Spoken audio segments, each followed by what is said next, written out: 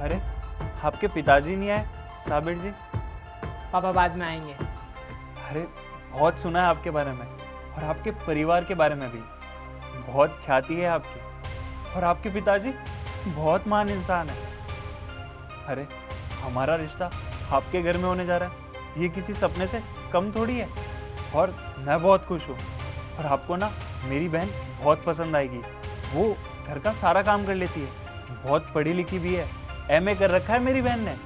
आपको बहुत पसंद आएगी। अभी आएगी ना तब आप मिलना जरूर। देखो भाई, हर घर की कहानी है। हर घर वाले अपनी बहन और बेटी की तारीफ करते हैं, और जब सामने लड़की आती है तब बात कुछ और ही होती है। पहले अपनी बहन को बुलाओ, चलो। अरे नहीं नहीं साबिर जी, ऐसी बात नहीं है। आप मेरी बहन से मिलेंगे ना तो बहुत खुश हो जाएंगे। बहन,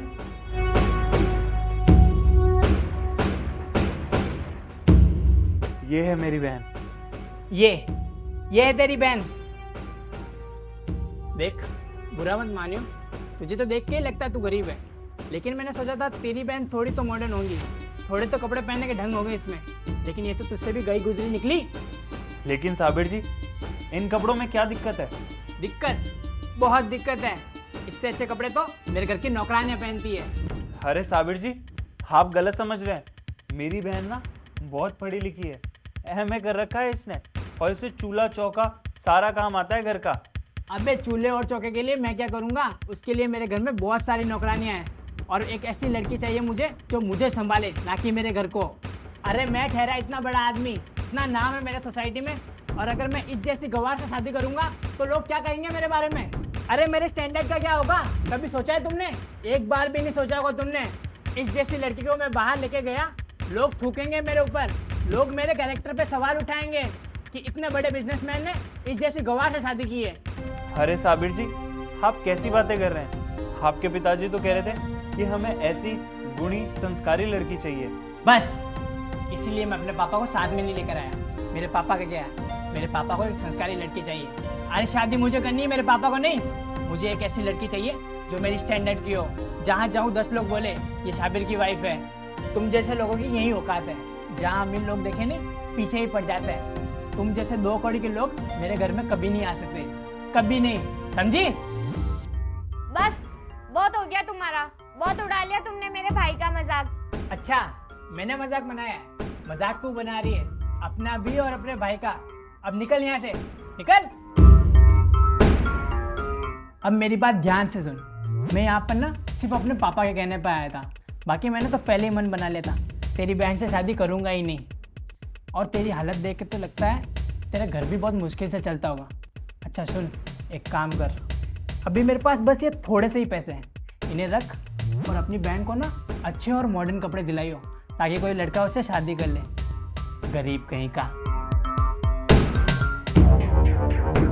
ठीक है भैया, चलती हूँ मैं, ऑलरेडी बहुत लेट हो चुकी हूँ। वैसे ये तुम इतना सज धज के कहाँ पे जा रही हो? मुझे लगता है कि आपके पापा ने आपको पूरी इन्फॉर्मेशन दी नहीं है। मैं एक गवर्नमेंट ऑफिसर हूँ, और ये जो आप इतनी देर से बकवास किए जा रहे हैं, ये सब भी एक प्लान का ही पार्ट था। और क्या बुराई है इन कपड़ों में? मुझे नहीं पसंद है मॉडर्न कपड़े पहनना, मुझे अच्छा लगता है अपने कल्चर को फॉलो करना, और इसमें प्रॉब्लम ही क्या है? पर ये सब तुम जैसे लोगों को नहीं समझ आएगा, क्योंकि तुम्हारी सोच ही ऐसी बन चुकी है। अगर तुम्हारी बहन हो तो वो सती सावित्री हो, लेकिन अगर कोई दूसरी लड़की चाहिए या गर्लफ्रेंड चाहिए तो वो मॉडर्न चाहिए। ऐसा क्यों? देखिए, मुझे पता नहीं था कि आप एक गवर्नमेंट ऑफिसर हैं। अगर मुझे पता होता कि आप एक गवर्नमेंट ऑफिसर हैं तो मैं इस तरीके से मैं आपसे कभी बात नहीं करता, ना ही आपके भाई से। दीदी से बात करने की तुम होते कौन हो? तुम लोगों को उनके कपड़े और स्टैंडर्ड से जज करते हो, और तुम्हें अपने जैसी लड़की चाहिए थी ना, जाओ ढूंढ लो, बहुत इजीली मिल जाएगी। और क्या कहा था? मेरे जैसे कपड़े तुम्हारे घर की नौकरानियां पहनती है। तुम्हें पता भी है कि मैं किस पोस्ट पे हूँ? अच्छा हुआ जो तुम्हारी हकीकत हमें पहले ही पता चल गई। अगर तुम्हें मेरे बारे में पहले से पता होता तो शायद मैं किसी बहुत गलत इंसान से शादी कर लेती। अरे आपके पिताजी ने तो कहा था कि जो लड़की ऑफिस के साथ साथ अपना घर संभाल सकती है, वो लड़की हमारे घर को भी अच्छे से संभाल लेगी। लेकिन मुझे नहीं पता था कि उनके घर में आप जैसा लड़का है। साबिर जी, आपने तो कोई कसर नहीं छोड़ी हमें नीचा दिखाने में, लेकिन मैं इतनी देर इसीलिए चुप था क्योंकि मैं आपके पिताजी की बहुत इज्जत करता हूँ और उन्होंने हमारे बुरे समय में बहुत साथ दिया है। लेकिन मुझे नहीं पता था कि उनके यहाँ ऐसा लड़का है। अरे आपको अपने पैसे पे कितना घमंड है। इतना घमंड भी ना ठीक नहीं होता, क्योंकि पैसा ना हाथ का मैल होता है, कब आपके हाथ से निकल जाए आपको भी पता नहीं चलेगा। इसलिए पैसे की ना कदर करनी चाहिए। और आपने मुझे ये कुछ पैसे दिए थे ना, ये पैसे आप रखिए, क्योंकि इन पैसों की जरूरत ना आपको है, हमें नहीं।